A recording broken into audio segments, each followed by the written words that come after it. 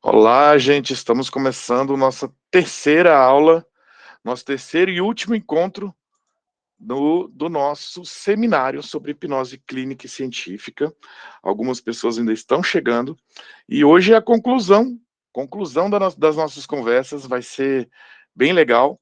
É um paralelo que eu vou fazer da psicologia, das linhas da psicologia, eu vou fazer um paralelo entre elas, bem interessante, para que vocês possam entender a importância da própria, para quem é hipnotista, para quem é hipnoterapeuta, entender a importância e a participação da psicologia no nosso trabalho, e para quem é psicólogo, entender a importância da utilização da hipnose na sua própria abordagem, tá? Então, o papo aqui, no começo, talvez, para quem é da área de psicologia, pode achar até um pouco básico demais, mas a conclusão é uma consequência dessa conversa inicial, tá?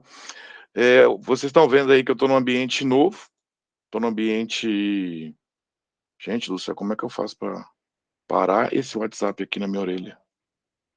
Não consigo. Enfim. É, vocês vão sair daqui com uma noção e com instigados a conhecer mais. Se não é da psicologia, se não é um terapeuta fora da psicologia, vai querer saber mais sobre psicologia. E se vai querer saber mais sobre hipnose. Esse é o meu objetivo, e é o objetivo que me motivou a fazer esse seminário e convidar pessoas além do grupo. E para quem estava perguntou algumas vezes aí, como é que faz para participar do grupo, eu vou botar no link lá dos inscritos, no grupo lá dos inscritos, o link para quem quiser participar do nosso grupo do Telegram. O grupo do Telegram, o nome do grupo é Hipnose Clínica e Científica, mas a gente não fala só sobre hipnose, a gente fala, na verdade, sobre o mundo de terapias, com essa baliza, com esse balizamento científico, né? Com todos aqueles critérios que eu falei para vocês, que não é nada contra o que não é científico, mas na verdade é só o balizamento do que a gente conversa. Não é um grupo que tem tanto bate-papo, que a gente conversa tanto, né, que troca tanta ideia, mas é mais onde a gente combina os temas e o que a gente vai discutir. Geralmente sou eu que falo, que eu faço as palestras lá, mas está aberto para quem quiser, de repente, fazer falar um tema que você manja bastante, quiser falar, é possível fazer. Assim como a gente teve um colega que falou sobre tratamento de vícios, teve um outro colega que falou sobre o uso terapêutico da meditação, né? Então teve muita... o legal é essa participação, essa interação. Esse grupo, eu acho que já tem quase um ano. A gente tem uma playlist no YouTube específica dos membros lá, né? E então é um grupo bem legal. Toda quarta-feira, às 20 horas, 2 horas, a gente bate papo sobre assuntos profundos, né? Então fica aí a dica, tá? Então vou botar o link depois lá no grupo dos inscritos, certo? Dos inscritos nesse evento. Um outro aviso, lembrando que eu vou também botar lá no grupo o link da Associação Brasileira de Hipnose, e quem quiser falar com um dos coordenadores, um dos responsáveis pela associação, para entender o que é, como é que é bem legal. Também tem grupos de estudos, existem aulas lá gravadas. Então, Gerleide, eu vou botar o link lá no grupo dos inscritos, tá? Que você entrou recentemente, né? Da ABH também, aí tem uma assinatura que você pode pagar um pacotão anual ou mensal, e é bem baratinho mesmo, mas os grupos de estudo que acontecem lá são bem profundos.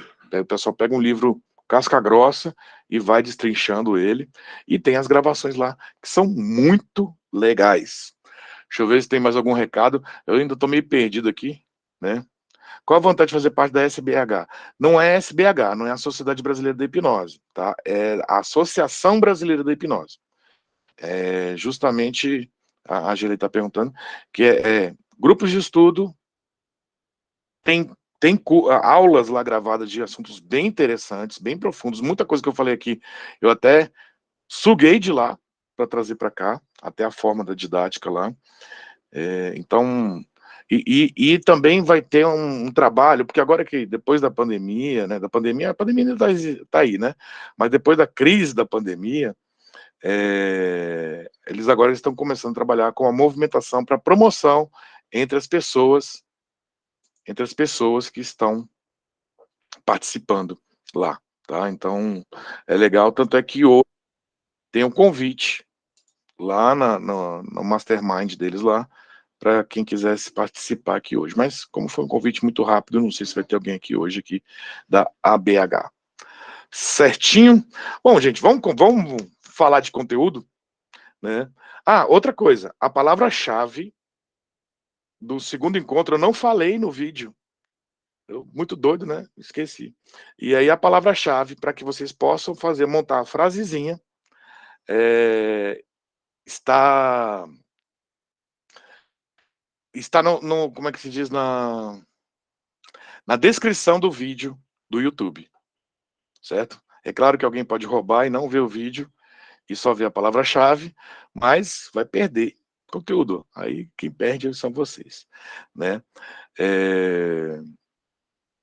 Eu até tô querendo lembrar qual que é a palavra de hoje, mas deixa eu ver qual que é a palavra de hoje aqui.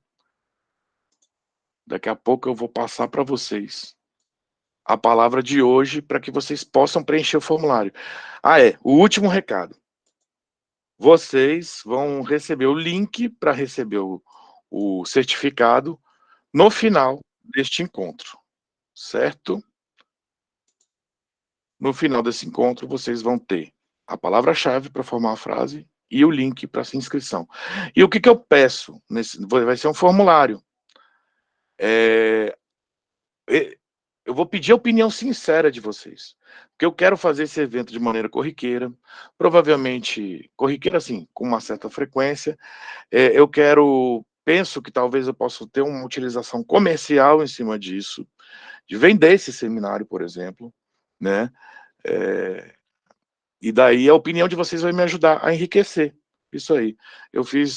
Tive todo esse trabalhão para trazer um conteúdo gratuito para vocês, e aí eu peço essa contrapartida na amizade, tá bom? Eu acho que já falei tudo. Os recadinhos iniciais já deu tempo para o pessoal atrasado entrar. Então vamos lá, vamos começar a compartilhar minha tela. E aí vai ficar um pouquinho diferente, porque eu vou compartilhar uma guia, não vai ser a tela inteira, que são as questões das limitações aí. Deixa eu ver aqui. Como é que... Então vai aparecer um pouquinho menor para vocês, tá? Vamos lá. Vamos falar... Deixa eu ver aqui como é que eu mudo a tela aqui. Isso, vamos falar agora... Opa, apanhando aqui. Vamos falar um pouco sobre a psicologia. O surgimento da psicologia, ela veio para quê? Os estudos, a ciência da psicologia, quais são os principais objetivos dela? São responder duas perguntas. Por que somos assim? Que seria a teoria da personalidade. E por que sofremos? Se a gente olhar todas as áreas da psicologia, os segmentos da psicologia terapêutica, o objetivo é esse. Por que sofremos? Como melhorar isso? Por que somos assim? Fundamentalmente é isso. Já falo para os psicólogos que hoje eu vou estar com um papo que esse comecinho vai estar bem simples para vocês, é café com leite, tá? E eu não sou psicólogo, eu sou um amante da psicologia. Eu sou um amante que gosta de estudar psicologia. E aí eu vou falar de algumas linhas. E a psiquiatria é a primeira delas, foi a primeira que surgiu. E muita gente separa a psiquiatria da psicologia e não faz sentido, porque o objetivo da psiquiatria é melhorar as pessoas nesse sentido relacionado a comportamento. E aí, se a gente for entender o que é a psiquiatria, é a relação entre o cérebro e comportamento. Foi no final, né, no meio do século de 1800, em que eles tiveram uma percepção maior em relação ao desbalanceamento químico cerebral, podia causar transtornos e dificuldades para as pessoas. A psiquiatria por si só, ela não é suficiente, ela não é tão suficiente para resolver os problemas psicológicos, porque tem uma grande dificuldade na psiquiatria que o público em geral tem um entendimento que os problemas psiquiátricos são como medir a pressão. Aí a pessoa vai lá, faz o mapa, né, aquele exame que fica medindo a pressão o dia inteiro, e aí ela chega à conclusão: "Ah, você tem pressão alta". Ah, faz uma análise dos batimentos cardíacos: "Ah, você tem tal problema fisiológico no coração, tem que tomar tal remedinho". "Ah, você tem tal desgaste no joelho, por isso que seu joelho está doendo e você precisa fazer uma cirurgia e botar alguma coisa no seu joelho para parar de doer". Na psiquiatria não. Na psiquiatria são pouquíssimos os casos em que a gente consegue ter um diagnóstico conclusivo baseado em um exame de imagem, né. A depressão, não existe exame de sangue para depressão. A bulimia, não existe um exame que vai dizer que essa pessoa é bulímica, porque o cérebro dela funciona desse jeito. Então, no fim das contas, se a gente for olhar o DSM, que é o compêndio americano, mas é a base para grande parte do mundo em relação a criar, a dar diagnósticos de transtornos mentais, de doenças mentais, você vê que muitos critérios, às vezes, são até muito subjetivos. Por exemplo, a compulsão alimentar, ela tem uma característica de ter a sensação de perda de controle no momento da compulsão. Nessa história, como você interpreta isso? O que é perder o controle? Como é perder o controle? Então, tem essa dificuldade, então a psiquiatria não consegue responder tudo. Agora, apesar de existir vários escândalos dentro da indústria farmacêutica, por exemplo, o Ivan Kirsch, ele tem uma pesquisa que ele chega à conclusão de que os antidepressivos têm efeito é mais placebo do que o efeito químico. Os resultados são mais placebo do que resultado realmente químico da recaptação da serotonina, enfim, né, os objetivos que dizem que traz no antidepressivo é mais placebo do que o próprio nossa, fica aparecendo mensagenzinha aqui a toda hora que me tira minha concentração. Mas vamos lá. Eu tô aqui no garrancho aqui, né, gente, não tô em casa, tive que fugir da falta de luz. E daí, apesar desses escândalos que acontecem, ou por exemplo, medicamentos que eles fizeram adulterações nas pesquisas, existem várias histórias na indústria farmacêutica que eles adulteraram o resultado das pesquisas para dizer que o medicamento era bom, sabe. Apesar de existir vários escândalos, a gente não pode negar o valor da psiquiatria. Terapeuta, em geral, tem aquela visão de que a gente não quer que os nossos clientes utilizem medicamento, né. E aí a gente faz de tudo para que o nosso cliente não use medicamento. É importante, e aí no final eu vou até justificar mais intensamente isso aí, que a gente entenda as psicopatologias, porque algumas delas, elas demandam medicamento para o resto da vida e tem que ter. Se a gente está falando com um esquizofrênico, ele não pode viver sem medicamento. Se a gente está falando de um bipolar, é medicamento para o resto da vida também. Não existe terapia, tratamento psicológico, quando eu falo psicológico, que só lida com a mente humana, a gente não pode excluir, a gente não pode entender que a bipolaridade se resolve com um processo terapêutico.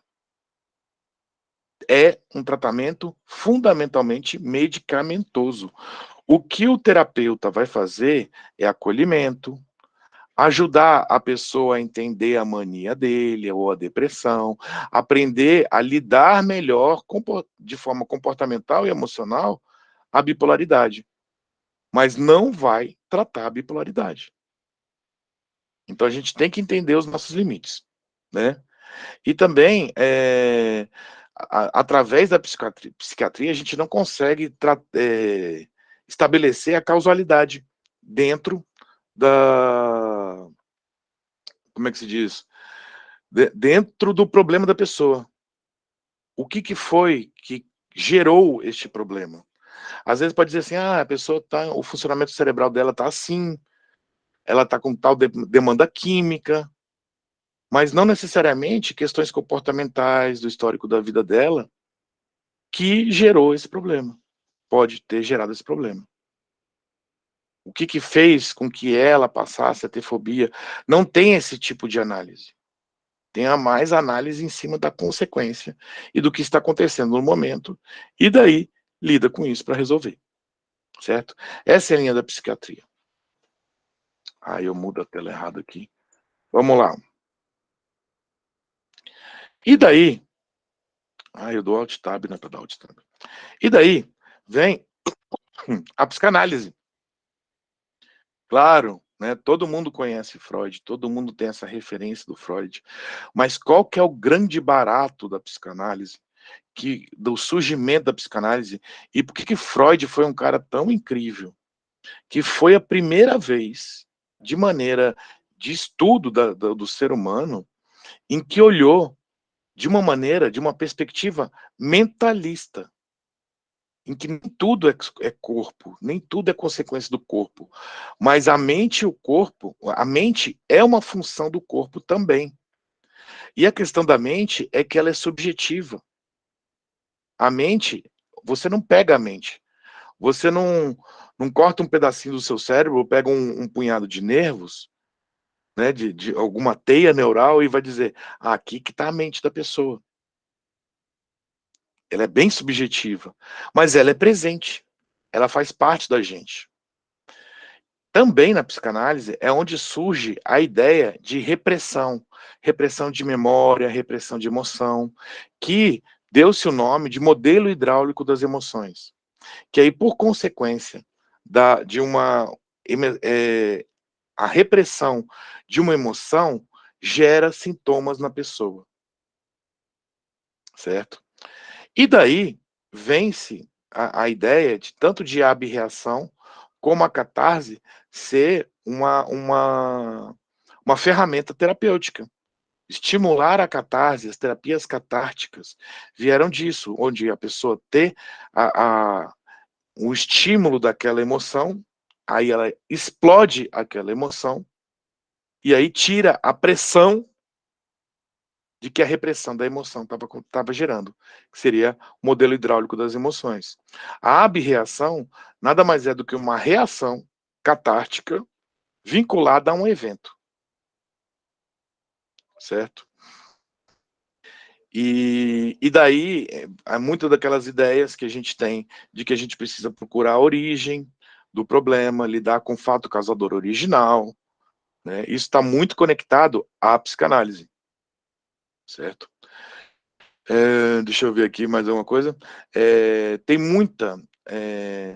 essa questão do modelo hidráulico da memória, tem muito conflito, hoje em dia, com o entendimento do funcionamento da memória, né? Que as nossas memórias, elas não são 100% íntegras, né? Então, não necessariamente a gente precisaria lidar com a memória, lidar com o passado para a gente resolver problemas de hoje.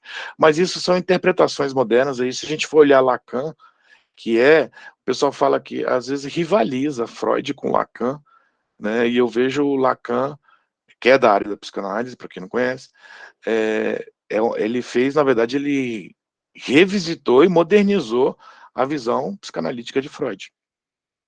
Tá? Deixa eu ver aqui, ele se conecta com a psiquiatria, porque a psiquiatria também entende que quando a gente está falando de um sintoma, e esse é o entendimento que foi muito importante, parece pouca coisa hoje que está muito evidente, mas é que o sintoma, ele não é o problema em si, mas é algo adjacente que está acontecendo em volta, algo que está oculto e precisa ser descoberto para que a gente resolva o problema. Tá? Alguém abriu o microfone? Eu gostaria de falar, ou foi um acidente? Acho que foi um acidente. Vamos ver. Deixa eu só dar uma olhadinha. Aí tem uma questão que a psicanálise conecta muito, eu estou generalizando muitos conceitos, tá? O que aconteceu com a infância, né? E existe uma visão, gente, que a psicanálise, ela tá ultrapassada, né? Ah, não, hoje em dia tem outras coisas, tudo. Sim, existem outras coisas, outras visões, mas como eu estou falando aqui de uma abordagem seguida da outra, vocês vão ver que todas elas se conectam e todas elas têm o seu caminho. E todas elas têm a sua abordagem. Eu vejo, por exemplo, uma abordagem psicanalítica é muito mais interessante para lidar com a fibromialgia do que a TCC, por exemplo. E o existe o conce e assim, utilizando esse conceito do modelo hidráulico das emoções, apesar de cientificamente não há nenhuma evidência que diga que reprimir alguma emoção, reprimir alguma memória, vai lhe fazer, por exemplo, ter dores no corpo, como a fibromialgia, o processo terapêutico da psicanálise resolve. Resolve não, melhora muito, né, a ponto de resolver ou não, mas é um dos melhores tratamentos para trabalhar a fibromialgia.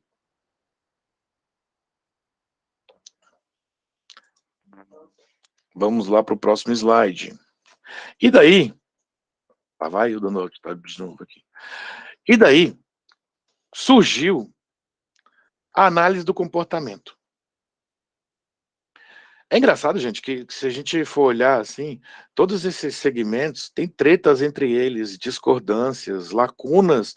Toda abordagem tem a sua lacuna que uma supre e que outra fica devendo. Ou que é superior nisso, ou que fica devendo nisso.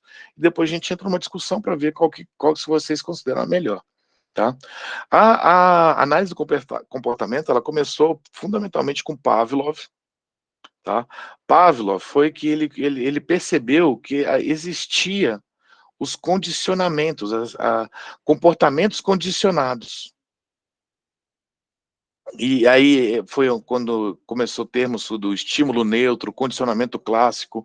Condicionamento clássico, no mundo da PNL, no mundo da, da hipnose, a gente chama de âncora, certo? E estímulo neutro, por exemplo, o que é estímulo neutro? O que Pavlov percebeu é que ele ganhou o prêmio Nobel de uma pesquisa biológica, que ele percebeu que os cachorros, eles produziam saliva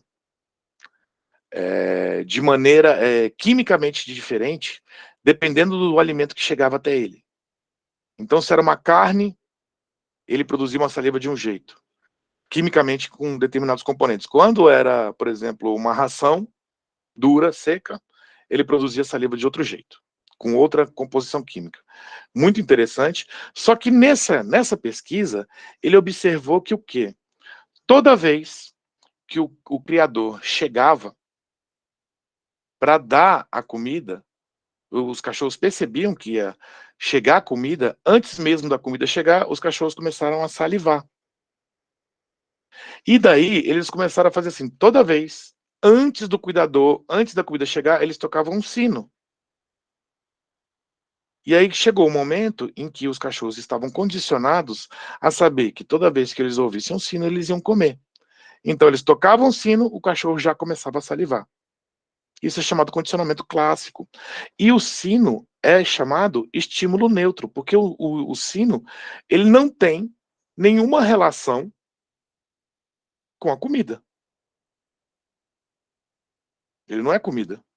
Ele não é o cuidador carregando a comida. Ele é só um indicativo, ele é um estímulo neutro. Enfim, não vou, aqui não é aula de behaviorismo. Tá? A análise do comportamento também é chamado de behaviorismo, behavior, comportamento em inglês. E aí o pessoal fala behaviorismo. Eu acho mais fácil falar behaviorismo, né? Mais rápido. né? O Watson também foi o que fez ampliações em relação a esse entendimento de Pavlov em relação aos condicionamentos, tá? E também, dentro da análise do comportamento, eles entendem que o comportamento é diferente da função do comportamento e precisa ser tratado. Porque assim, você tem o comportamento tem uma função e essa função que precisa ser tratada.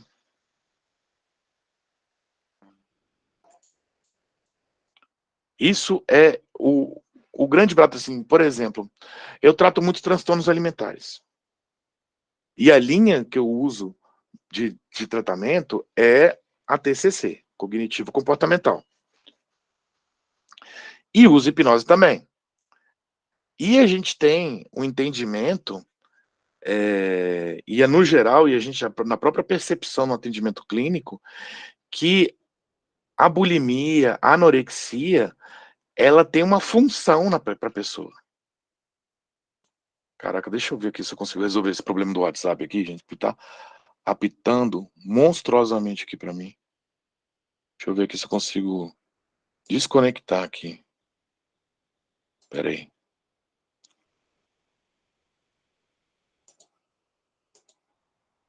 Pronto, acho que agora eu vou ter paz.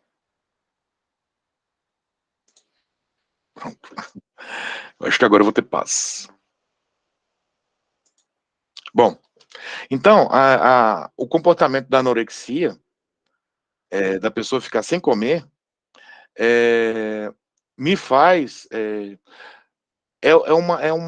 Como é que diz? Ele tem um porquê. Tanto é que, no tratamento de transtorno alimentar, é um dos poucos tratamentos em que, quando você resolve o problema central, o problema que motivou a pessoa a estar na sua terapia, ela piora. Então, a bulímica, ela parou de ter compulsão e de fazer compensação depois, né? O pessoal tem aquele entendimento do vômito, mas não é só vômito, né? Mas vamos dizer, ela parou de comer, de ter a compulsão e depois vomitar. Parou de ter esse hábito. Aí, ela parou de ter o comportamento que tinha uma função. A partir daí, o que gerou esse comportamento aflora, é exposto. E aí que a gente vai lidar com o problema em si. Então, apesar da metodologia aplicada de abordagem a TCC, se conecta totalmente aqui com o behaviorismo. Deixa eu ver aqui, tem um comentário aqui sobre behaviorismo, deixa eu ver. Pensando nos princípios behavioristas, sério, seria possível utilizá-lo como suporte para conseguir o paciente seja hipnotizado? Seria possível utilizá-lo como suporte para conseguir que o paciente seja hipnotizado? Sim, sim. É, na verdade, na verdade, assim, os conceitos que eu passei ontem, né, você acaba conectando em algum entendimento sobre a mente humana dentro de alguma abordagem, né? Você acaba encaixando. Não sei se foi isso que você perguntou, tá? Então, continuando aqui falando sobre análise do comportamento, começa a surgir a análise, na análise do comportamento surge a análise funcional do comportamento. Nessa análise funcional, surge também a tríplice contingência, que é analisar o que você fez antes, o que você fez antes, durante e depois daquele comportamento que está incomodando você. E isso também, essa análise funcional também é usada muito na TCC. Só que na TCC já vai incluir uma coisa a mais, tá? Valendo dizer, esse carinha da fotinha é o Skinner, que é um dos maiores nomes, uma das maiores referências em relação ao behaviorismo. Quando a gente fala do behaviorismo radical, a gente está falando da visão de Skinner em relação às coisas, em relação ao behaviorismo, tá? E ele entende, e uma das grandes sacadas que ele teve é que ele percebeu que nós mudamos o nosso comportamento pela expectativa de punição ou de recompensa. Um exemplo bem. Aí eu não vou falar de que é punição positiva, negativa, recompensa positiva, negativa, né? Para não entrar tanto em explicações mais mais profundas, vamos dizer assim. Mas a gente pode dar um exemplo assim, a criança birrenta no shopping, se joga no chão, porque ela quer ganhar um pirulito. Se você der o pirulito, o que ela vai aprender? Que se ela se jogar no chão, ela sempre vai ter o pirulito. Então você está fazendo um reforço, o que eles chamam de reforço positivo. Positivo não é bom ou mal, é de acrescentar ou retirar. Então você fez um reforço positivo. Agora, por exemplo, se você, na hora que a criança, estou dizendo que esse é o comportamento certo ou errado, não vou entrar aqui em psicologia infantil, não. Mas se você, na hora que a criança faz uma birra, você vai lá e dá um tapa na bunda dela. Não estou dizendo que é certo, tá? Você está dando uma punição negativa, que é para retirar um comportamento. Certo? E daí veio, veio a linha cognitivo-comportamental, que uma das metodologias terapêuticas mais conhecidas é a terapia cognitivo-comportamental. O pai da terapia cognitivo, que é considerado um dos pais da teoria cognitivo-comportamental, é o Beck, Aaron T. Beck. Aaron T. Beck, sei lá. O pessoal chama de Beck, né? É esse velhinho simpático aí de gravatinha borboleta, né? A TCC aí já traz novos conceitos, porque ela pega as lacunas que tem na psicologia comportamental, que são variáveis não observáveis, nem fisiologicamente, nem no comportamento, que são o quê? Os pensamentos. E daí que vem os conceitos de crenças nucleares, subjacentes, pensamentos automatizados. Segundo Skinner, quando começou o papo da cognitivo comportamental, aí vem os papos treta, né? Falou assim, o que é o pensamento se não um comportamento oculto? Enfim, aí há as discussões, né? O fato da TCC ter vindo depois da comportamental, quer dizer que a TCC, a cognitivo comportamental, ela é mais moderna e mais completa? Não, ela tem uma outra visão e ela tem uma outra linha. Ela não é mais nem menos, certo?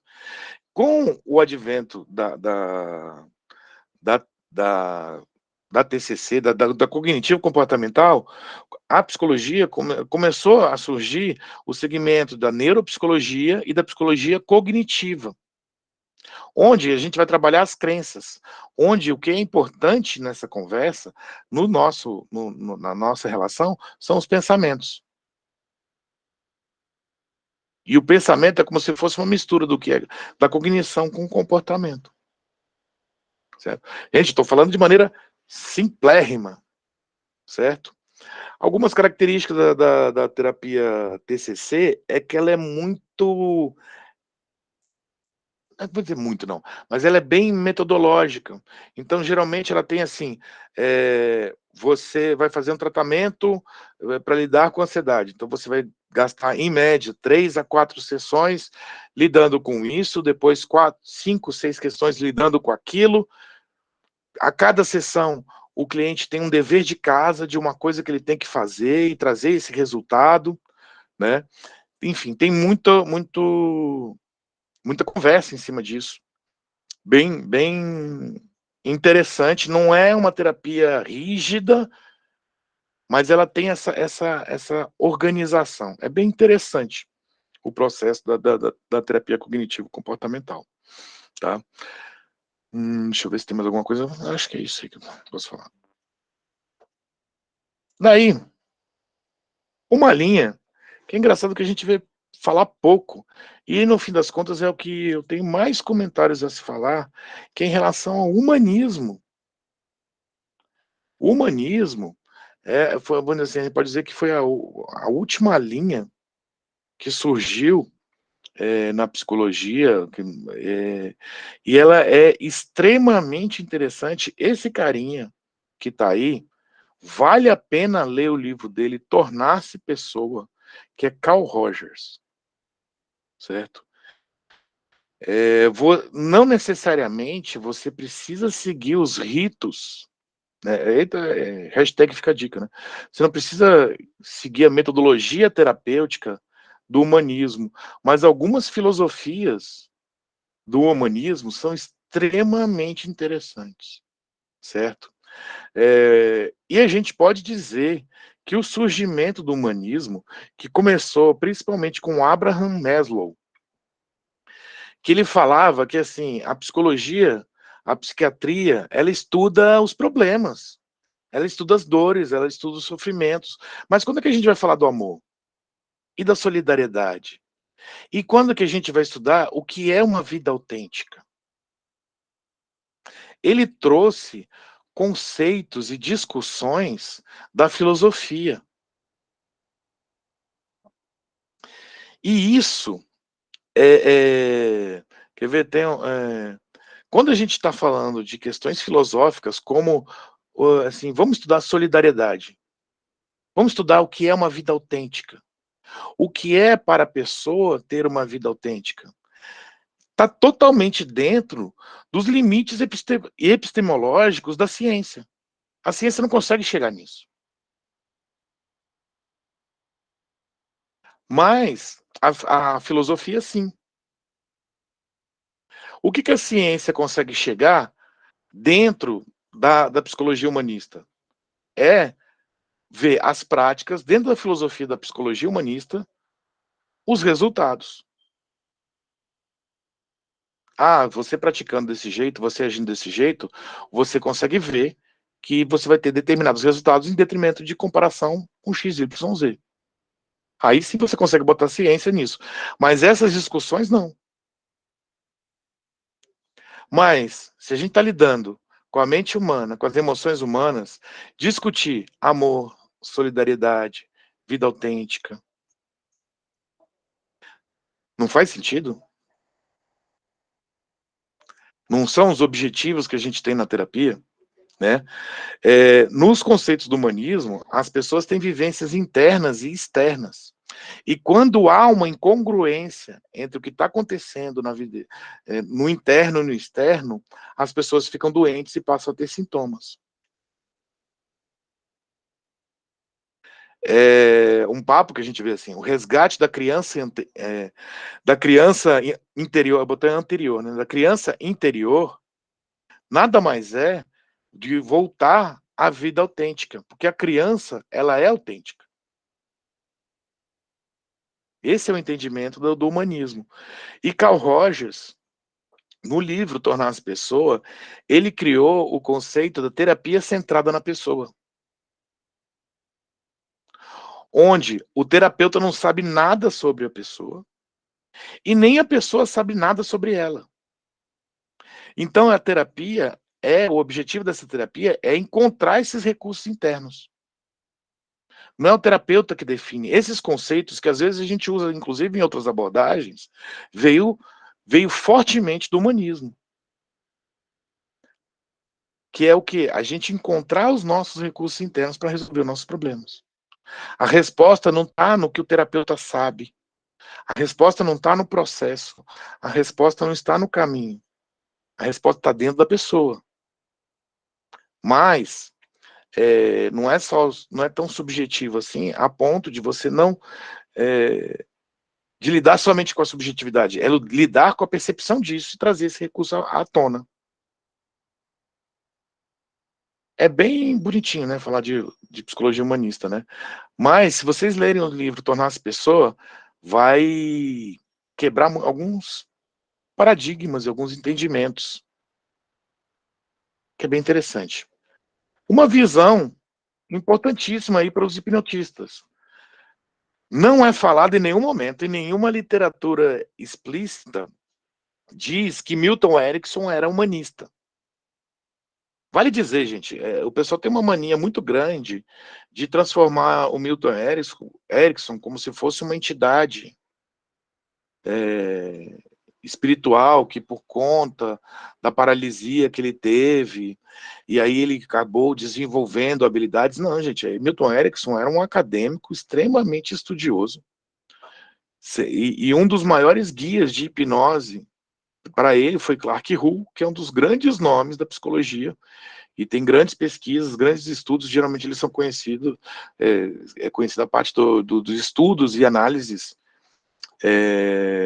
behavioristas do comportamento do impulso, né?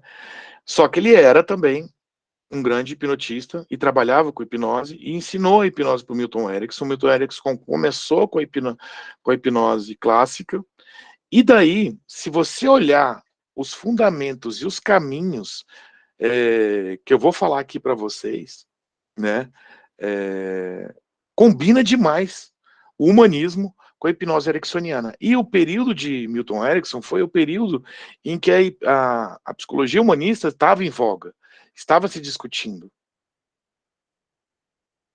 Então a gente pode dizer, sem medo de errar, que a hipnose ericksoniana é a hipnose humanista, certo? Porque ela é totalmente centrada na pessoa. O que a psicologia humanista também responde? Por que um AA, Associação dos Alcoólicos Anônimos, por que as igrejas, às vezes, resolvem problemas tão sérios? A psicologia humanista discute isso. E daí entra a história de que Carl Rogers, principalmente no livro Tornar-se Pessoa, tem outros livros dele, tá? Chama de contexto terapêutico. O contexto terapêutico é formado por 3 itens, que é a empatia, você se colocar, o terapeuta se colocar no lugar da pessoa, o próprio nome já diz o que é, né? Aceitação positiva e incondicional, é entender por que o outro tomou determinadas decisões, por que o outro tem determinados comportamentos, entender que esse foi o melhor recurso disponível que a pessoa tinha naquele momento.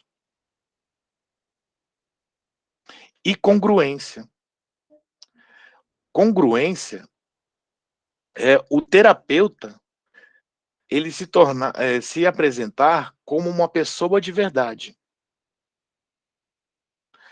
Então, assim, tem discussões em universidades assim, se o psicoterapeuta ele pode tocar no cliente, se ele pode abraçar com o cliente, se ele pode se emocionar com uma situação que o cliente passou, se o cliente posso chorar, o cliente falou alguma coisa, pode chorar.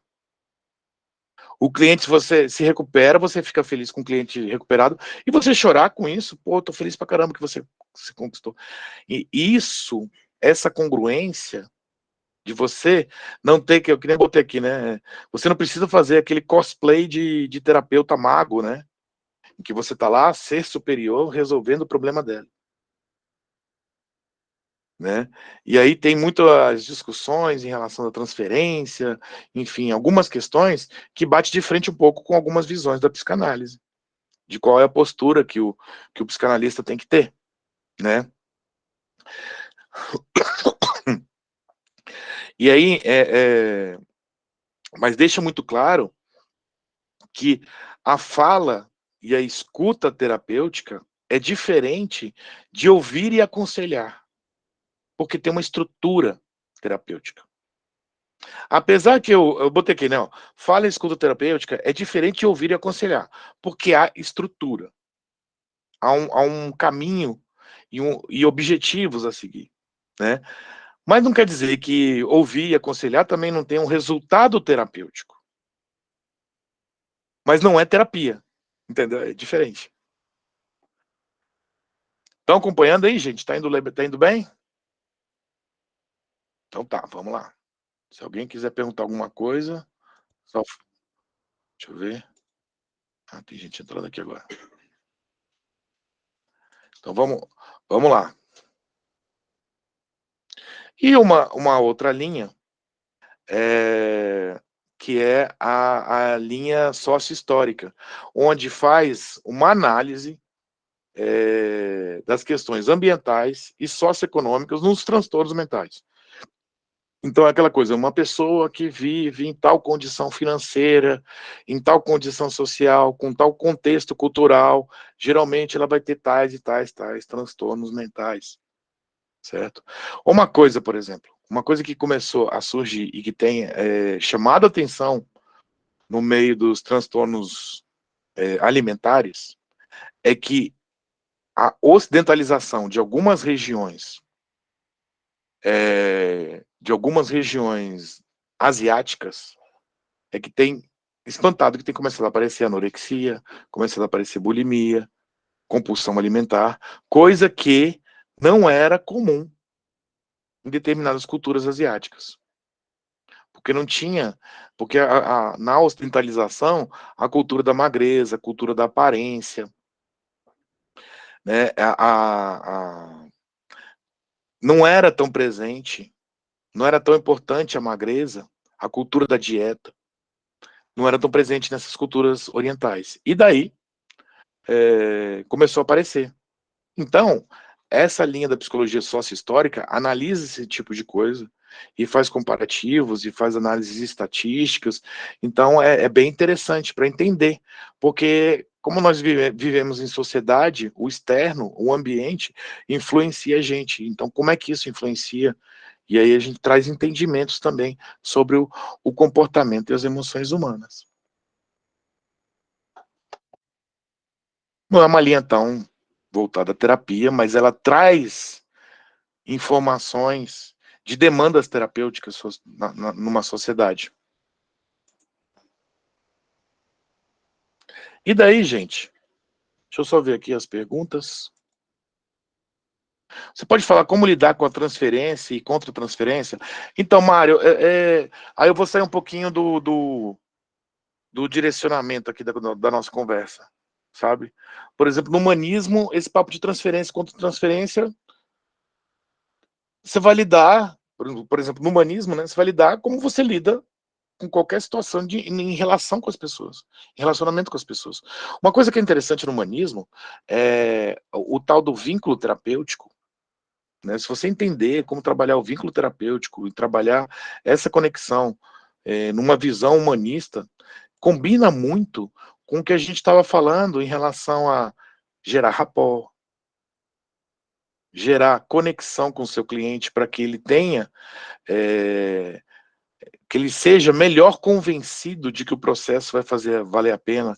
Aí aquela história do placebo, crença, que a crença, que uma verdade vira crença, que a crença gera ação. Né?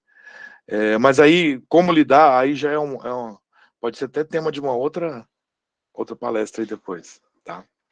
E daí, gente, eu pergunto para vocês assim, é entender que essas linhas, uma bebeu da água da outra, uma preenche uma lacuna que a outra não lida.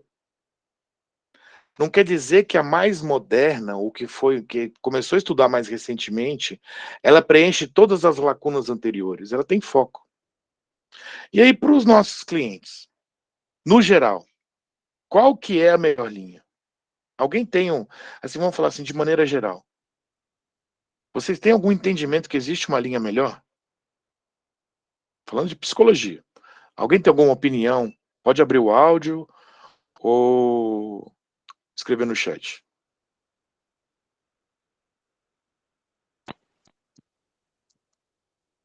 Oi, alguém abriu. Foi você, Mário? Oi, Mário, o microfone. Eu não tô te ouvindo. O microfone tá aberto, mas não tô te ouvindo.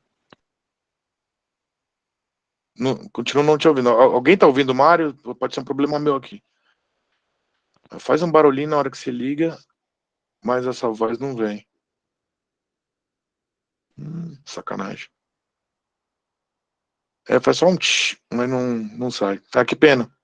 Bom, alguém mais aí se propõe a falar? Que pena, né, Mário? Você foi o único que quis falar e eu só não tava ouvindo. Mas, enfim, na verdade, gente, a abordagem, o caminho terapêutico mais adequado é o que o cliente se adapta mais. É o que o cliente se conecta mais com a forma. Alguém abriu o microfone? Gerleide? Eu, Sérgio. Diga lá. Eu tô dirigindo, eu tô voltando aqui pro hotel, mas assim, sabe? Na verdade é o que você falou. Cada paciente, ele requer uma demanda mesmo que ele tenha o mesmo problema, mas o trauma dele não vai ser o mesmo. Então, eu acredito que cada terapia tem o seu valor, entendeu? Quer seja a psicanálise, quer seja a TCC, quer seja qualquer uma, entendeu? Acho que todas são válidas em conjunto ou separadas. Acho que a gente tem que beber um pouco de cada um, né? Eu sempre tive essa visão de que a gente tem que conhecer um pouco de cada um, porque a gente vai precisar de cada uma delas para cada paciente, né? Eu trabalho com terapia individual, então, assim, para cada um eu vou seguir uma linha, né? Mesmo que seja para o mesmo problema, eu não vou usar a mesma técnica para o mesmo paciente, para o mesmo problema. Eu acho que é bem isso. Sim, sim, sim. É bem isso mesmo. Eu vou desativar o seu microfone aqui, tá? Tá o barulho do carro aí. É, é exatamente isso. Na verdade, a melhor linha terapêutica é a que o cliente se identifica mais, né? Por exemplo, eu me conecto muito mais ao behaviorismo do que qualquer outra linha terapêutica. Faz mais sentido para mim a forma como é o processo terapêutico do behaviorismo, né? Se a gente for olhar em termos de pesquisas e olhar em termos de prática baseada em evidências, o que tem mais pesquisa é o behaviorismo e muito mais ainda o TCC. Mas se a gente olhar os processos terapêuticos, tanto do behaviorismo quanto da TCC, na verdade, assim, o behaviorismo, a conceituação deles tem mais pesquisas e o processo terapêutico tem mais em cima da TCC.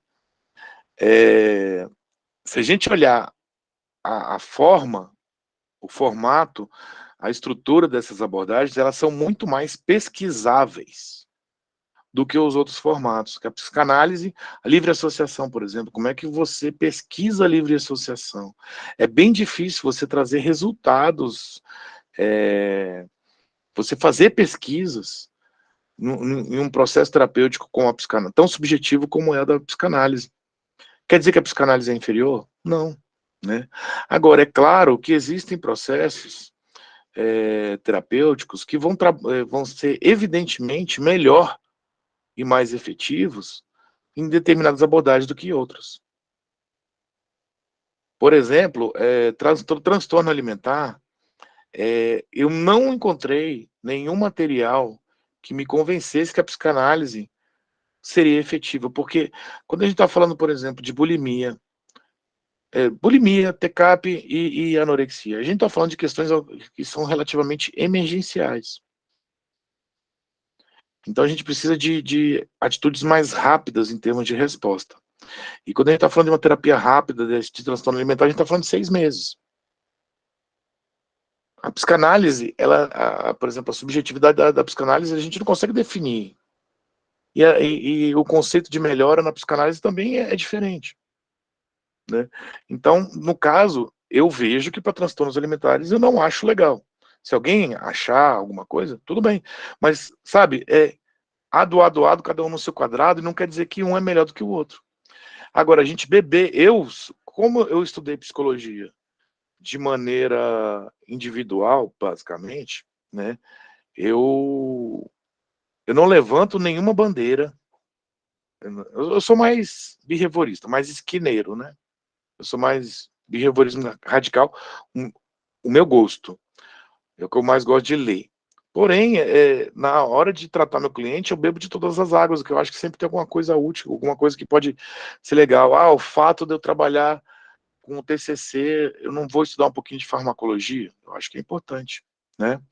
Deixa eu ver aqui. Estou no primeiro período, o Gabriel, né? Estou no primeiro período de psicologia e só vi a introdução das primeiras escolas. O que me chama mais atenção é a psicanálise, mas concordo com você sobre cada paciente vai ter uma abordagem diferente. Sim, a psicanálise, eu acho sim, as discussões psicanalíticas são fantásticas. Eu adoro. Assim, se a gente. Agora tem uma coisa, né? Estudar Lacan não é para qualquer um, não. Você tem que ler um parágrafo que ele escreveu alguma coisa, tem que ler 3 vezes para entender o que ele falou, né? Chega da tonteira. Uma hora a gente acostuma, mas estudar Lacan não é muito fácil, não. Mas é legal. É legal. Legal pra caramba. Eu adoro discussão psicanalítica. Apesar de usar muito pouco psicanálise. Pelo meu, aí já é a minha característica de identificação como terapeuta. Também. Né? Gente, vou falar, eu acho uma grande bobagem. Né? Quando a gente está falando de abordagem da psicologia, a gente entrar em discussão de qual que uma está errada, outra está certa, cada um está nisso aí. E aí é onde entra o hipnotismo nessa história.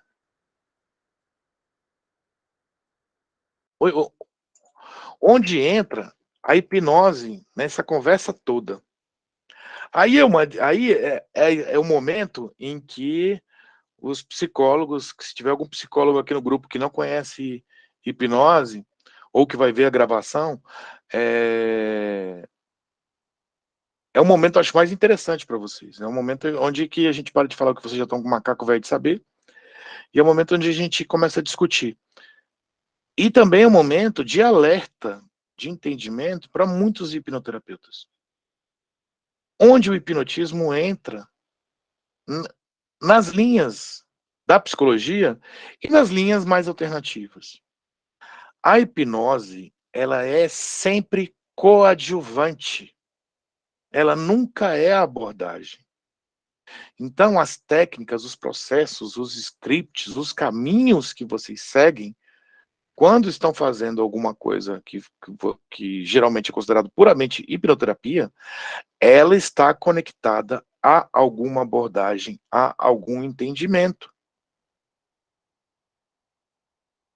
Isso é muito importante entender, até pela própria evolução do caminho. Se a sua terapia é fundamentalmente baseada em regressão, em lidar com o fato causador original, tem muito esse entendimento de liberação da repressão, de emoções, de memória, alguma coisa assim, você está fazendo o que a gente chama de hipnoanálise. Então, estudar mais Freud, estudar Lacan, estudar psicanálise, vai transformar o seu processo terapêutico num caminho mais legal. E daí, eu sempre dou Alt-Tab e está numa outra guia. Eu vou resgatar alguns conceitos que a gente conversou nos outros 2 dias. Ivan Kirsch, esse cara, vocês têm que acompanhar esse cara, que ele falando sobre o fenômeno hipnótico, eu vou resgatar aqui para a gente conectar a psicologia com a hipnose, tá? O fenômeno hipnótico é uma consequência do direcionamento da consciência pela sugestão. São conceitos que eu quero que vocês firmem bem. James Streep, que ele conseguiu consolidar todos os tipos de hipnose numa frase única, que é a alteração da percepção subjetiva e individual da realidade através da comunicação. O caminho para se hipnotizar, de Carl Weisman, que é bem interessante, que esse caminho é hipnotizar é sugestionar é convencer, e só sugestiona quem convence, e só quem convence hipnotiza. Por que a gente eu quis reforçar esses conceitos? Para vocês entenderem. E aí aqui eu vou estar acabando falando mais da linha, da conexão entre as linhas comportamental e cognitivo-comportamental, os exemplos que eu estou dando aqui, para vocês entenderem que muitos psicólogos já utilizam a hipnose há muito tempo, sem saber que é hipnose, e sem ter todos aqueles conceitos que eu falei nos outros 2 dias, sem ter esses processos todos que eu falei nos outros 2 dias, que seriam grandes potencializadores das técnicas que já utilizam. Então, as técnicas expositivas, que Joseph Volpe, por exemplo, desenvolveu, pode dizer que foi o criador da exposição sistemática progressiva. Ele era hipnotista. Poucos psicólogos sabem que grandes nomes da psicologia eram hipnotistas também. E ele usava a exposição sistemática progressiva através da hipnose. Grande parte das técnicas da hipnose, grande parte das técnicas da TCC são técnicas expositivas, onde você é exposto ao seu problema em uma situação segura, de modo que você vai se acostumando com o problema ou a lidar com esse problema. mudando o comportamento, mudando o entendimento, e aí, através dessa dessensibilização, você melhora. Isso tem trocentos caminhos através da hipnose, certo? Isso é legal, tanto para o hipnotista saber que isso veio fundamentalmente, fundamentalmente não, é muito presente na TCC, assim como o pessoal da TCC saber que isso é hipnose. O dia do milagre, que é uma técnica que apareceu muito na terceira onda, né, na psicologia comportamental de terceira onda, que é onde há onde a pessoa fecha os olhos e aí o terapeuta chega para ele e fala assim, ó, para quem é psicólogo e nunca viu uma sessão de hipnose, não vai reconhecer isso como hipnose, mas todos os hipnotistas aqui vão reconhecer como um processo de sugestão hipnótica. Que o terapeuta ele chega assim para a pessoa e fala assim, fecha os olhos. Agora imagine que você foi dormir e no dia seguinte um milagre aconteceu. Tudo em sua volta continua normal, mas a sua rotina passa a ser perfeita. E esse milagre foi feito por um anjo, foi feito por, enfim, vai usar algum caminho para dizer que para justificar esse milagre. E aí a pessoa vai descrever o dia dela, de hora em hora, ou de fato em fato, como seria esse dia do milagre. E aí isso é uma análise funcional até para o terapeuta entender os entendimentos do que seria uma vida congruente, uma vida autêntica para essa pessoa. Que aí vem o humanismo, as misturebas, né? Então, o dia do milagre, que é uma técnica bem conhecida, ela é totalmente hipnose. Agora, se você fizer ela dentro de um processo, agora você vai ser hipnotizado e vai acontecer tal coisa, além de você ter uma experiência desse dia, uma experiência desse dia do milagre mais intensa, mais presente, ela vai ser melhor percebida. E essa melhor percepção pode trazer insights para o cliente de maneira mais intensa e trazer mais resultados para ele. Um termo também muito comum na TCC, o cinema mental. Eu acho que eu nem preciso explicar isso para hipnotista, a gente usa o cinema o tempo todo. Né? Ah, imagine que você está numa sala de cinema. Quem? Pode até não estar usando agora, mas já usou. Tudo bem, Cristiano, depois você olha a gravação aí. Eu sei que essa aí está em todas, né? Não falta nunca. Chegou atrasada, mas sempre presente. E outra coisa, o uso de metáforas, contar uma história, utilizando a hipnose, é muito mais poderoso. É muito mais poderoso. Milton Erickson, que ele trabalha com metáfora, a hipnose ericksoniana, como ele trabalha com metáfora, não é só metáfora, mas o que ele usa de metáfora. Né? Então, ó, você tá vendo que agora eu estou falando para os dois, eu estou falando para o hipnotista, estou falando para o psicólogo que não conhece hipnose. Então, o uso de metáforas com a pessoa hipnotizada é muito importante. Eu vou dar um exemplo de um exercício TCC que eu faço em uma determinada fase com o pessoal de transtorno alimentar. Uma delas é a pessoa fazer uma lista dos defeitos dela e pegar cada defeitos, falhas, dificuldades que ela tem em relação ao comportamento dela, críticas em relação ao comportamento dela, que ela vê como defeito, e aí ela me dizer o que tem de bom naquilo. Me dizer por que é bom ter aquilo também. Ah, eu sou muito perfeccionista. Ah, é porque eu sou uma pessoa cuidadosa. Sabe? O perfeccionismo me atrapalha. Mas também, em contrapartida, eu sou cuidadoso. Eu faço esse exercício com a pessoa em hipnose. Me traz melhores entendimentos e resultados. A pessoa percebe mais. A atenção dela está redirecionada para essa questão. Ela está com menos filtros do consciente dela para falar alguma coisa. Um exemplo, por exemplo, de filtros que o nosso consciente pode trazer, pegar um contexto religioso. A pessoa, por ser muito religiosa, ela não se permite a sentir a vontade de matar alguém.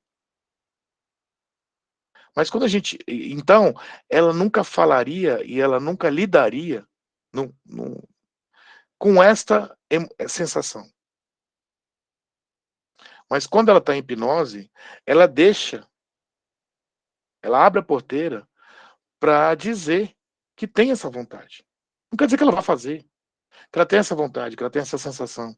Então, você tem você com a hipnose, você tem uma gama de ferramentas, tanto para trazer significado, para trazer percepção, quanto para entender melhor o seu cliente, para entender melhor os caminhos que você vai seguir, os caminhos terapêuticos que você vai seguir, as mudanças de rota, ou as mudanças de entendimento que você tem do seu cliente. E o cliente ter o entendimento dele mesmo, né? Então, a hipnose é uma ferramenta poderosíssima para isso. É a única? Não, é claro que existem outras. Mas quando, às vezes, dá uma dorzinha de cotovelo, né, para quem é hipnoterapeuta, entender que a hipnose é coadjuvante. Poxa, a hipnose é tão poderosa e é coadjuvante na terapia? Sim, ela não é o caminho. Mas geralmente não, né? Mas nem sempre o ator principal é quem ganha o Oscar no filme. Às vezes é o coadjuvante. Então, o fato de ser coadjuvante não desvaloriza o poder da hipnose. Mas também põe a hipnose, no lugar dela.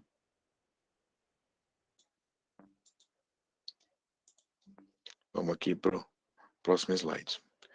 Algumas coisas que eu considero que os hipnoterapeutas, no geral, precisam entender para trazer melhores resultados. Entender, isso aqui, gente, é tanto pro psicólogo entender a hipnose, assim como algumas visões que alguns hipnoterapeutas eu recomendo ter. Entender que hipnotismo não é a base da terapia. Você não depender da hipnose para trazer resultados é ruim. É saber que ela é poderosa, é saber que ela é transformadora, mas você não pode depender dela para que você traga resultados terapêuticos para o seu cliente. Eu sou da premissa que, se você não sabe tratar alguém sem hipnose, não trate com. Porque se alguma coisa na hipnose sempre vai ter respostas inesperadas, em qualquer processo terapêutico você tem respostas inesperadas. Se você sair do roteirinho, se você sair do script, precisar sair do script, e você só tem o script, você está encrencado. E a gente está lidando com problemas das pessoas, então a gente tem que levar isso bem a sério. Outra recomendação, isso aí psicólogo não precisa tanto, né? Mas é procurar entender a fundo o funcionamento das psicopatologias. E eu vou dar um exemplo aqui falando sobre regressão, por que é importante a gente entender psicopatologia? Semana que vem, e eu vou mandar lá no grupo para vocês um link, eu vou participar de uma live para educadores, para falar de gordofobia, falar de transtornos alimentares. É muito legal essa palestra de transtornos alimentares, porque eu sou da filosofia do seguinte, e eu faço essa palestra para terapeutas com o objetivo explícito se você não entende de transtorno alimentar, entende a fundo do funcionamento de transtorno alimentar, não trate o transtorno alimentar e muito menos trate pessoas para emagrecimento. Porque se você não entende transtorno alimentar, possivelmente você pode estar fazendo a manutenção do problema da pessoa quando você está fazendo uma terapia para emagrecimento. Você pode estar piorando o problema dela.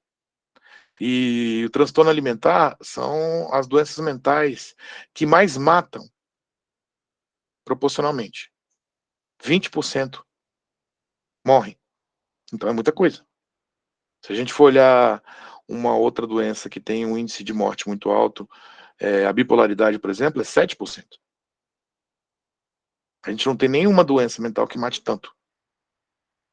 Certo? Então, eu gosto muito de fazer esses alertas. Então, já estão convidados a participar da live, vai ser uma live no YouTube. E eu vou botar o link, já tem o link lá para você botar a agenda lá, o lembrete, mas eu vou lembrar lá no grupo, tá bom? Uma outra dica para os hipnoterapeutas, parar de focar nas técnicas, entender os objetivos do mecanismo da técnica. né? Um colega nosso aqui falou que queria scripts, né? Qual é o objetivo desse script? Né, como eu disse, não é o objetivo do nosso seminário eu passar esses caminhos, né?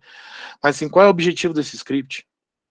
E se a consequência que você esperava não acontece? Qual a nova rota a seguir? Então, mais entender os objetivos das técnicas, como a regressão, por exemplo, qual é o objetivo da regressão em si? O que acontece? Os mecanismos do que está acontecendo naquele momento na cabeça da pessoa, das possíveis rotas emocionais, comportamentais que estão passando lá, para você entender mais o que está acontecendo. Isso vai lhe tornar um terapeuta muito mais eficiente. Outra dica para os hipnoterapeutas: não ignorar a psicologia. Entenda, estude, eu dei essa pincelada nas abordagens para que vocês tenham uma noção maior e comecem a se aprofundar. Como eu disse, eu gosto de beber de todas as águas, mas comece por alguma. E depois comece a beber as outras. Eu acho didaticamente mais fácil entender de início é comportamental, a behaviorismo. Aí é uma dica, mas é o que combina mais comigo, né? Procurar conhecer mais e mais o funcionamento da hipnose e dos processos terapêuticos, que conecta, né, para de focar em técnica, mas é o funcionamento da hipnose. Porque você entender o que está acontecendo, o que são esses neurônios que apagaram e esses neurônios que ligaram, e o quanto que isso é útil no processo de trazer ressignificação, de trazer dessensibilização, né? Eu dei muitos exemplos durante esses dias todos, justamente para trazer alguma coisa à luz, mas tem muito mais coisa. Muito mais coisa. Tem livros e livros e materiais e cursos em cima disso, tá? E aí, eu vou dar um exemplo sobre a regressão, tá? Tanto para alertar algumas coisas para o hipnoterapeuta. Então, hipnoterapeuta, saiba que eu vou dar uma opinião disruptiva a respeito da regressão. E psicólogo que não conhece hipnose, saiba que você vai ter um exemplo de um processo terapêutico,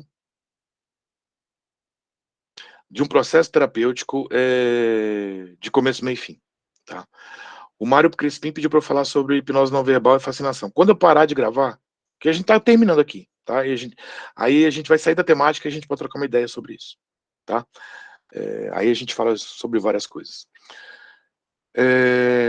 Vamos entender como é um processo de regressão tradicional. A pessoa vai lá, o terapeuta vai lá, faz a indução, põe a pessoa num estado hipnótico, e aí faz a pessoa trazer a emoção relacionada ao problema dela. Então, trazer emoção do medo, da tristeza, né? Daquela questão que levou a pessoa ao consultório, ao atendimento.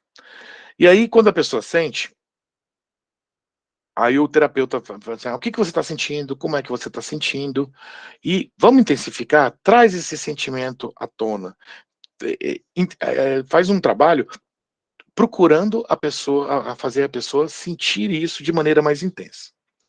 No momento em que o terapeuta percebe em que este sentimento está bem intenso na pessoa, aí o terapeuta vai lá e leva a pessoa para a regressão.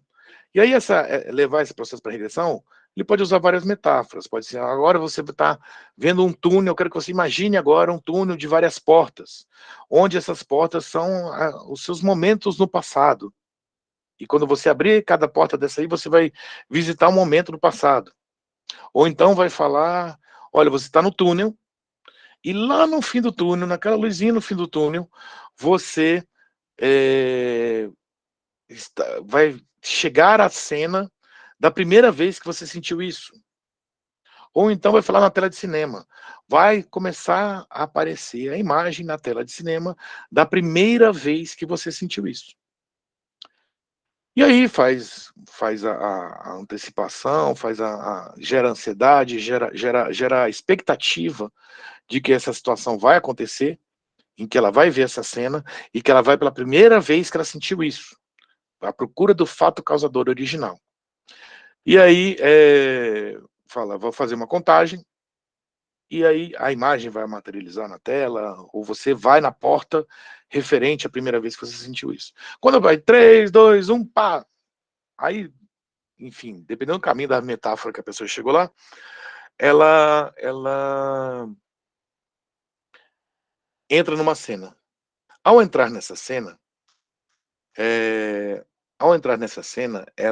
o terapeuta pergunta: "Você está num lugar aberto ou fechado? Você está sozinho ou está acompanhado? O que você está sentindo? O que está acontecendo?" E aí ela faz uma perguntinha-chave: "É a primeira vez que você sente isso ou tem uma experiência mais antiga?" Geralmente a pessoa fala: "Não, tem uma experiência mais antiga." E aí então você volta pelo caminho metafórico lá que você usou, para voltar no tempo, e aí volta. Às vezes, tem pessoas que você vai voltando de 5 em 5 anos na vida, tem pessoas que voltam até a barriga, tem pessoas que fazem, que vão em vidas passadas, enfim, vai tendo essa regressão, certo? Como eu disse, eu estou falando do processo tradicional, né? Para exemplificar, para trazer para vocês à luz essas coisas que eu estou falando nesses últimos 2 slides. E daí, a pessoa, vamos chegar que chega uma hora que você pergunta para ela: "Essa aqui é a primeira vez?" "É, essa aqui." E aí a pessoa descreve a cena, ela sente a cena como se ela estivesse lá, como se ela estivesse revivendo aquilo, e daí tem a conversa, que o terapeuta chega fala assim: "Bom, Zezinho de 3 anos de idade, agora eu vou conversar com o Zezinho dos dias de hoje, com 45 anos de idade. Zezinho de 45 anos, vá lá, entre na cena com a sua consciência de hoje e oriente essa esse Zezinho de 3 anos e dê o que ele precisa, que seja orientação, que seja acalanto, o que ele precisa agora." E aí, o Zezinho de hoje vai lá e traz a solução para a criança, para pessoa dela mesma no passado. E aí a gente faz aquela análise: "Ah, o problema foi resolvido?" "Foi, de 0 a 10, sendo 0 o problema continuou igual, 10 o problema foi completamente resolvido." "Ah, 10, 8. Ah, 8, então dê mais até que chegue no 10. Chegou no 10, resolveu? Resolveu. Ah, tá. Vamos entrar de novo no túnel. Se ainda existe um fato na sua vida que ainda tem esse sentimento guardado, a gente vai voltar para esse sentimento." Aí, eu não falei que a gente foi regredindo, às vezes a gente passa por vários fatos, a gente pode ir voltando em todos esses fatos. Ah, quando você tinha, chegou aos 3 anos de idade, aí chegou aos 15, depois aos 20, aos 25, você revive aquilo várias vezes, só que sempre aquela história de pegar a pessoa de hoje e trazer a orientação, e trazer o acalanto, e trazer o recurso para essa pessoa do você mesmo no passado. Esse é o processo tradicional da regressão. E aí depois a pessoa volta, né, para o local onde tudo começou, para os dias atuais e tal, você está se sentindo bem, você sente que o problema está bem resolvido, aí você ancora isso e aí faz a imersão e a pessoa se sente muito bem e tem a sensação do problema resolvido e ela tem a experiência, ela vivenciou muito isso aí. Quais são as questões que a gente vê falando sobre a regressão nos cursos em geral e na visão da hipnose como um todo? O Mário já está entrando só assistindo a aula, né? Quais são as questões que eu levanto em relação à regressão? Vamos falar. Primeiro, a interpretação de que a gente está lidando com o subconsciente, A história de Geraldo Cain sempre foi um problema, no meu entendimento, porque primeiro, você vai trazer o entendimento, se você tiver com esse entendimento de subconsciente, que tem uma hipermnese, tudo lá dentro tá, todas as experiências da sua vida estão registradas na no subconsciente, você está dizendo para a pessoa que a experiência que ela está vivendo é um resgate de memória real. E está mais do que comprovado cientificamente de que tanto não existe memória 100% íntegra, uma vez que você esqueceu de algo, você perdeu essa memória. É claro, pode, uma coisa é memória reprimida, uma coisa que você evita lembrar, mas se você quiser, você consegue lembrar. E outra coisa é você esquecer alguma coisa.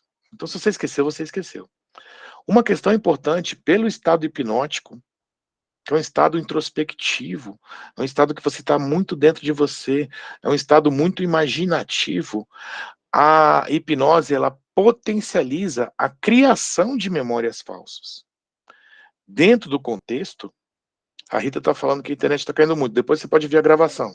Dá tempo de você ver e depois, até o fim do dia, até madrugada, eu consigo botar esse vídeo online. A questão é que a hipnose, ela viabiliza, ela estimula a criação de memórias falsas.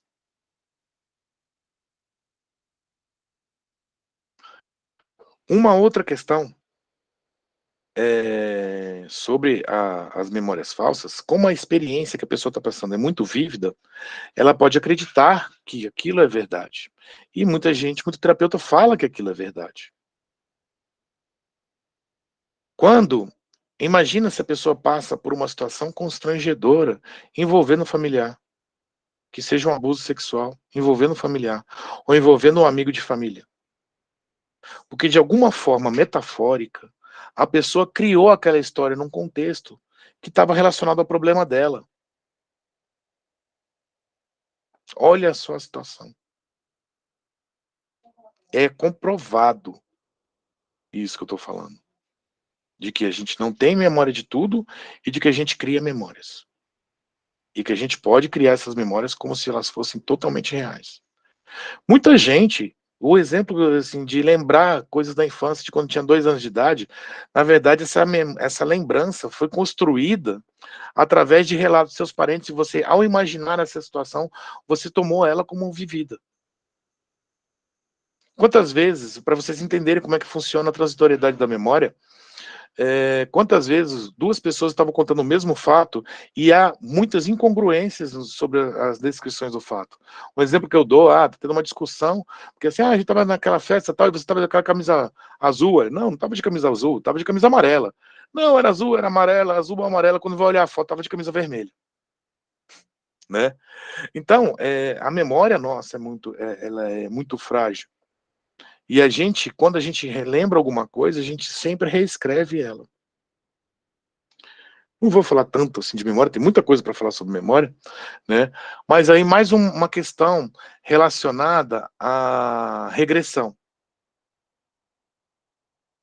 A regressão, ela não tem, pelo método tradicional, pelo esse método tradicional que eu falei para vocês, ela não tem o controle da magnitude do estímulo. Ou seja, o que a regressão faz? Se a gente parar para ver, é o que a gente chama de metapadrão, que eu não vou explicar metapadrão aqui, vai ser um assunto mais longo, mas assim, é um metapadrão. Você traz o estado de problema, traz o estado de recurso e colapsa os dois. Para que o problema, para que esse processo seja efetivo, o estado de recurso, que é a pessoa indo até a pessoa, por exemplo, a pessoa de hoje indo lidar com a pessoa antiga, mais nova, ela tem que ser mais poderosa do que o problema. O problema é que, como pela regressão, você não tem controle da magnitude do estímulo, a chance de você ter o problema mais poderoso do que a solução é muito grande. E aí, falando sobre a lei de Hebb, que eu falei ontem, neurônios que se ativam juntos tendem a se conectar. Como o seu recurso era muito fraco, o que você fez? Você fez uma musculação no problema. E aí entra aquela situação das pessoas que passaram por uma terapia e pioraram. E daí, por que eu contei essa historinha sobre regressão? Vai virar propaganda, tá? Acaba virando propaganda do meu curso. Eu tenho, por exemplo, eu criei um curso para vocês entenderem por que eu digo que vocês têm que ter conhecimentos, ampliar os conhecimentos e ampliar outras áreas e além da caixinha do que vocês estão trabalhando, do que, estou dizendo que vocês estão trabalhando, que geralmente as pessoas trabalham. O meu curso, por exemplo, de regressão, que é só de regressão, é um curso rápido de 10 horas. Eu falo muito de hipnose, depois eu falo sobre esses problemas da regressão, explico como funcionam esses problemas, depois como fazer o processo de regressão de maneira eficaz. A regressão a regressão é uma baita ferramenta poderosíssima. Ela ajuda a mais uma positiva de trazer o problema e de trazer recurso, trazer problema, recurso, fantástica. Ela traz um resultado muito poderoso, mas ela tem todos esses riscos da memória, risco de falta de controle da magnitude do estímulo. E aí, por eu conhecer o funcionamento cerebral, de alguma forma, em relação à lei de Hebb, neuroplasticidade, algumas questões relacionadas à ansiedade, como o nosso cérebro funciona, os estímulos.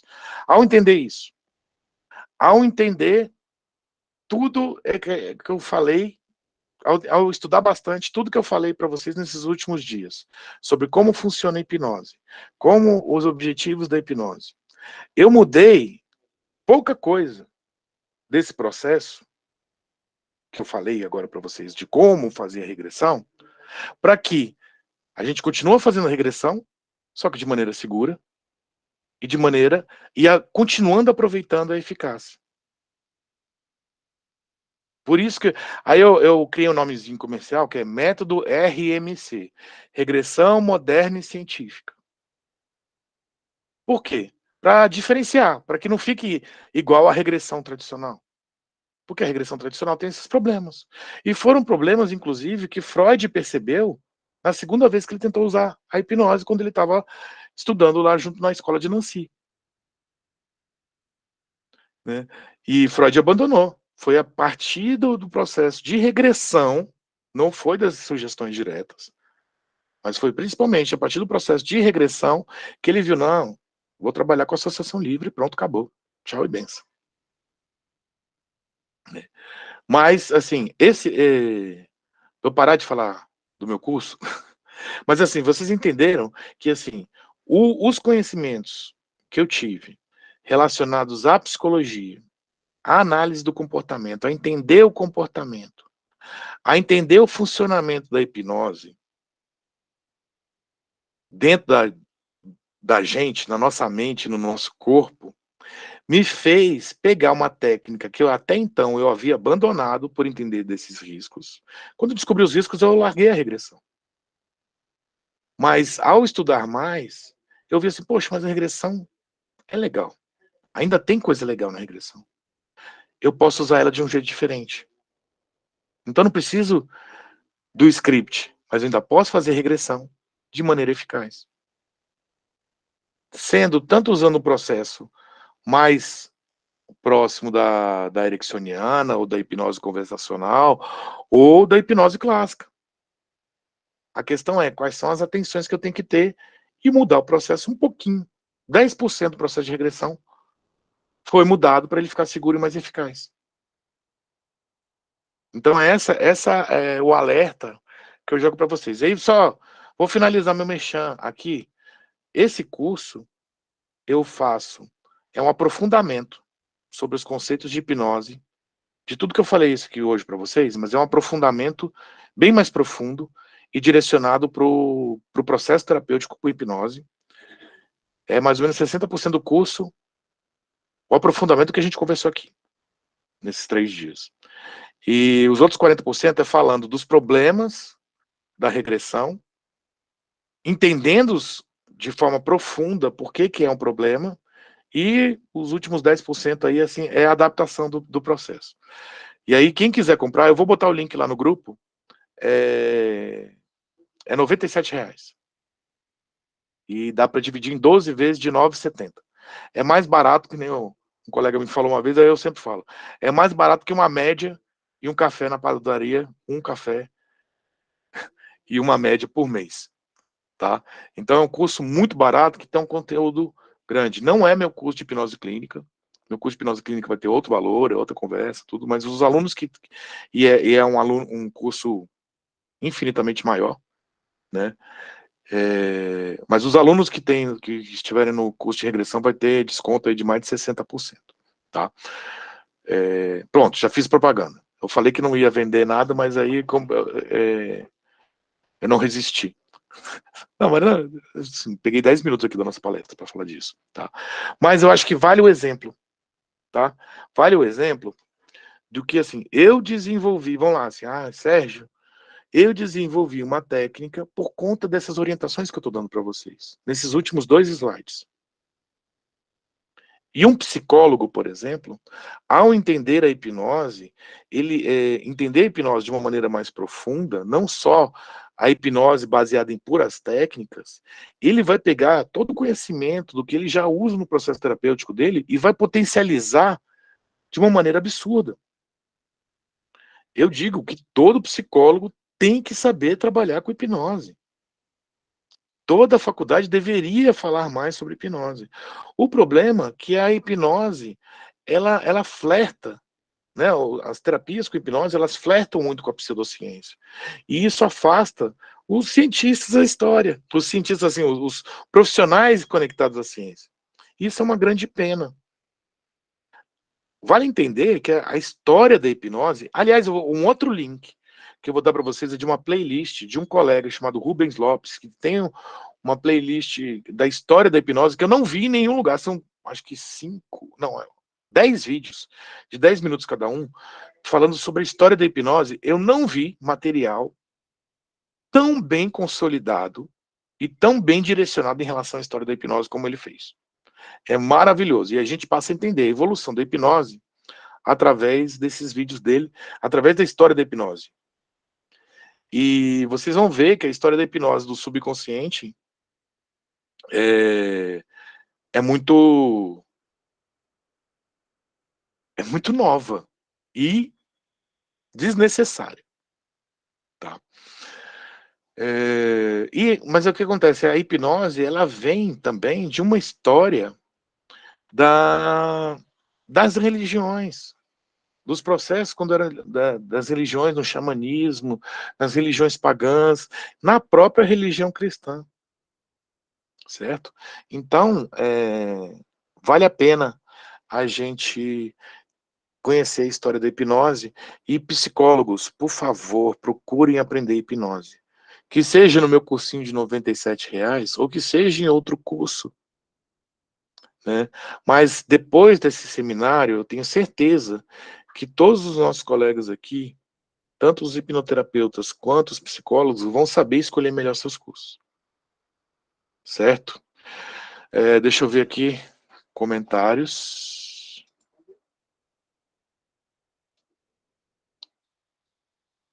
Aí tá falando de terapia de vidas passadas. Olha, gente, terapia de vidas passadas, apesar de que TVP, né? Terapia de vidas passadas, apesar de aí tem um contexto religioso, né? Em cima disso, que é claro, tem que pensar, acreditar em reencarnação, né? Essas coisas. Mas o processo em si, tá? Pode ter uma pequena mudança dentro de um contexto religioso, ou da crença do terapeuta e da pessoa que está recebendo isso, se está vinculado a uma religião ou não, ou só uma questão mais espiritual, mística, esotérica, né? Pode ter algumas mudanças nesse processo, mas é basicamente o mesmo processo de uma regressão de idade, como eu falei aqui para vocês, é basicamente isso. E no fim das contas é um processo de hipnose, com essa visão. Uma das características dissociativas da hipnose é a mudança de percepção temporal. A mudança de percepção de presente, passado e futuro. Que você pode manipular isso dessa maneira. Sempre entendendo que o que está sendo resgatado hoje, a gente está falando de maneira científica, certo? O que está sendo resgatado não necessariamente aconteceu, certo? Deixa eu ver aqui. Tem um papo da hipnose não verbal e fascinação.